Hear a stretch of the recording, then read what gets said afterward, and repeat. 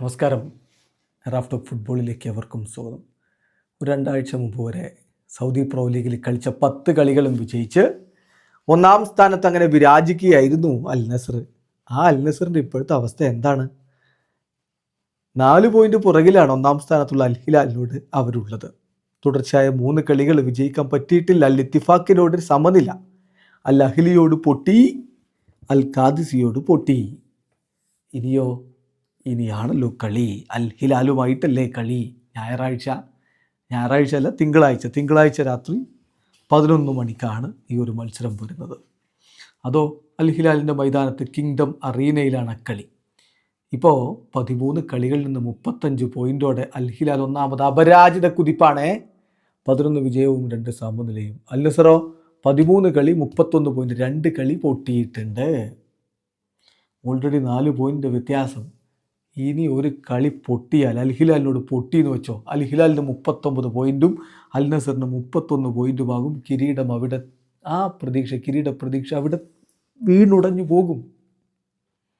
അതുകൊണ്ട് തോക്കാൻ പാടില്ല, വിജയിച്ചേ പറ്റൂ എന്ന അവസ്ഥയിലേക്ക് അൽ നസർ പോകുമ്പോൾ അൽ ഖാദിസിയോടുള്ള കളിക്ക് ശേഷം കോച്ച് ജോർഗെ ഹീസസ് പറയുന്നത്, ഞങ്ങൾക്ക് റീഗ്രൂപ്പ് ചെയ്ത് ബൗൺസ് ബാക്ക് ചെയ്യേണ്ടതുണ്ട്. അടുത്ത കളിയിൽ ശക്തമായി മടങ്ങി വരേണ്ടതുണ്ട്. അടുത്ത മത്സരം അൽ ഹിലാലിനെതിരെ ഒന്നും തീരുമാനിക്കപ്പെട്ടിട്ടില്ലെന്നേ. അവർ നമ്മളെക്കാൾ വെറും 4 പോയിൻറ്റ് മാത്രമാണ് മുന്നിൽ. അവർക്ക് കിരീടമൊന്നും നേടാൻ പറ്റിയിട്ടില്ല. സിമാക്കൻ്റെ ആബ്സെൻസ് തീർച്ചയായിട്ടും നമുക്കൊരു ഇമ്പാക്റ്റ് ഉണ്ടാക്കിയിട്ട് നമ്മുടെ കളിയിൽ അദ്ദേഹം തിരിച്ചു വരും. അത് നമ്മളെ സംബന്ധിച്ചിടത്തോളം ഒരു പോസിറ്റീവ് പോയിൻ്റാണ്.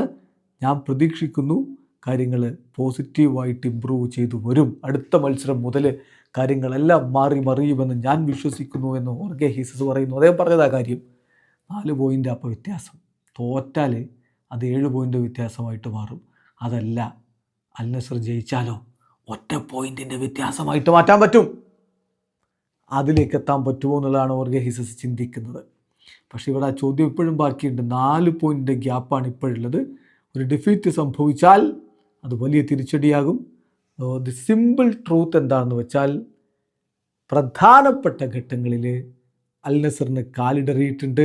ആ കാലിടറിൽ ഇനി അനുവദിക്കാൻ പറ്റില്ല. കാലുറപ്പിച്ചിറങ്ങിയേ പറ്റൂ, അല്ലെങ്കിൽ കിരീടമോഹം ഇത്തവണയും കൈവിട്ടു പോകും. ക്രിസ്ത്യാനോ റൊണാൾഡോ അൽ ഖാദിസിയക്കെതിരെയുള്ള തോൽവിക്ക് ശേഷം പ്രതികരിച്ചിട്ടുണ്ട്. അദ്ദേഹം പറഞ്ഞു, പോരാട്ടം അവസാനിച്ചിട്ടില്ല, the fight is in over.